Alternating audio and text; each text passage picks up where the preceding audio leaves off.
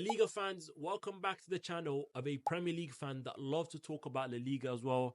This is more or less just going to be a preview to the El Clasico next weekend. I'm going to touch up on Barcelona's game, on Real Madrid's game, because really and truly, I don't really have enough time to watch every La Liga game, but I'll be watching the big games. And today, I tuned in for the Barcelona game, and yesterday, I watched the Real Madrid game. So let's talk about both teams winning and what it means for the El Clasico next weekend. But hold on, before we do that, make sure you leave a like, make sure you leave a comment on what you like to see, but most importantly, make sure you're subscribed, man. But let's get into the video. And what better place to start than the current best team in the world, in my opinion, in Barcelona, thrashing Sevilla 5-1, and it could have been more. First and foremost, let's just say how it is. Rafinha is the best Barcelona player this season.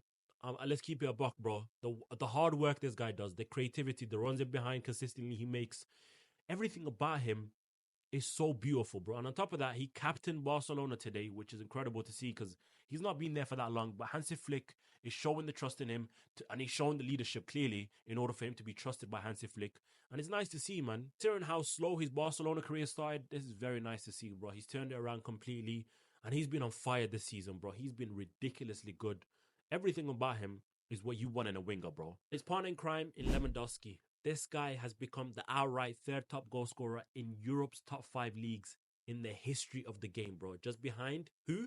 The two aliens in Messi and Ronaldo, bro. He's a ridiculous striker, bro. Not only is he one of the best strikers we've seen from this generation, he's one of the best strikers we've seen in general, bro. This season, 10 La Liga starts, 12 goals, 13 goals in all competitions. He's been on a ridiculous goal scoring streak, and it doesn't look like it's going to stop anytime soon. With the way Hansi Flick just sets his team up to create ridiculous amount of chances non-stop. And today, they were doing that, bro. And he could have had a hat-trick, to be fair.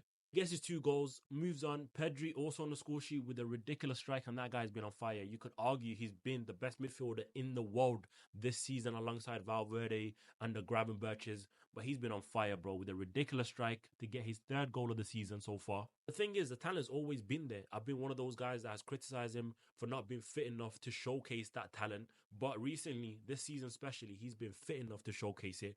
And he's been unbelievable. Every game, he's controlling it. The long-range passing, the short passing, the creativity, the line-breaking passes. He's got everything in his locker, bro. Lamine Yamal still being Lamine Yamal. Even though he looked a bit iffy in the first half because of that knock he picked up on international duties is expected. But he got the assist for Pedri. And the second half, he just went back to the old Lamine Yamal, started terrorizing his fullback. But I'm so happy the spotlight is away from him, and it's not always for him to perform and be the main player every single game because he's still young. Let's keep it real, man. There's some games where he's going to have off games, but today wasn't one of those. Still a ridiculous talent, bro. There was one point in the game where he tried a Travella shot and the goalkeeper just tipped it over the bar. It was ridiculous, bro. He believes in himself that he is the best player in the world. He's moving with that intent, with that mindset that he is the best player in the world, which is ridiculous to think at the age of 17, he already has that mindset. And Hansi Flick flexing a bit, taking off majority of his best players, the front 3, Lewandowski, Rafinha, Lamine Yamal, alongside Pedri, all being taken off to be rested for that Champions League game against Bayern midweek. But the players he brought on completely wrapped up the game. You got Toro getting on the score sheet twice, Gavi coming back from injury, which is lovely to see. Lopez also coming back from injury. It's looking good for Barcelona right now. There's still more players to come back from injury. Araujo been one, Olmo, a couple of more players. Bro, it's looking great for Barcelona right now. But this week is going to be such a defining week for Barcelona and Hansi Flick. They got Bayern Munich at home midweek in the Champions League and then Real Madrid at the Bernabeu on the weekend. If they come out on top at the end of this weekend, not losing any of those games, is going to be an unbelievable season for them. Now on to the current La Liga and Champions League holders in Real Madrid, and they won 2-1 away to Celta Vigo, but it is genuinely beyond me how they ended up coming away with 3 points from this game, bro, because the amount of chances they conceded was ridiculous. It was like those Celta Vigo players, or the attack especially, just had a bet on not to score in this game or something, bro. They were taking the absolute piss in front of goal.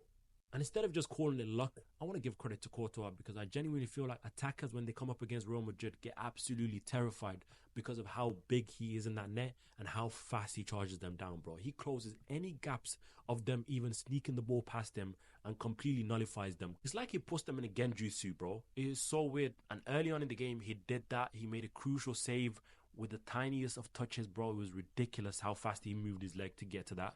But he did a couple of more in the second half as well. And without him, I don't even think Real Madrid win this game. I'll be real with you. But they do end up winning because of two brilliant moments. One from Kylian Mbappe, a mistake from the Celta Vigo players, and he gets a loose pass, picks it up with the absolute thunderbolt, bro. We've been missing that ball striking from Kylian Mbappe all season, throughout the Euros as well, and it's finally arrived in the Liga, bro. Ridiculous finish. Then, of course, the future Ballon d'Or winner in Vinicius Jr. gets the winner for Real Madrid. Nice through ball from Madrid, and then he just finishes it around the goalkeeper very nicely. And Ancelotti tried out a new system with three centre-backs at the back, Tchouaméni as a central centre-back, Rudiger and Militao on either side, and it caters to Tchouaméni, but I feel like it was a lot harder for Rudiger and Militao to get the grasp of. We'll see if he carries on with it. I don't think he will. The midfield dilemma is still there. They still don't know what their best combination is. Valverde and Jude Bellingham have to work ridiculously hard to compensate for Vinicius Jr. and Kylian Mbappe's poor work rate, even though Vinicius Jr. does work a bit harder than Kylian Mbappe. But Jude Bellingham was everywhere on the pitch in that game, bro. So was Valverde. Them man are doing everything in that midfield in terms of legs. Something tells me Ancelotti already knows how to get the best out of this team. He knows his best combination, but he just doesn't want to showcase it. And I feel like he's going to showcase it in El Clasico. We'll see what they do in the Champions League midweek. But they should definitely capitalize on their pacey attack, bro. With Vinicius Jr., Kylian Mbappe, as well as Rodrigo. If they can just catch Barcelona's high, ridiculous high line, well, they'll be in every time, bro. They just need to make use of that. I can't wait for that game on Sunday, bro, at the Bernabeu. And I think Barcelona at the moment are looking like they come out on top. But you never know with Ancelotti, bro. He might have something up his sleeve. Who knows, man? We'll have to see on the day. But as of right now, I'm more excited for the El Clasico than I've been in a very, very long time, bro. I can't wait for it. But yeah, that's it for today's video. If you guys enjoyed, make sure to leave a like. Any ideas you'd like me to do, leave it in the comments. But most importantly, make sure you subscribe. I'll catch you in the next video.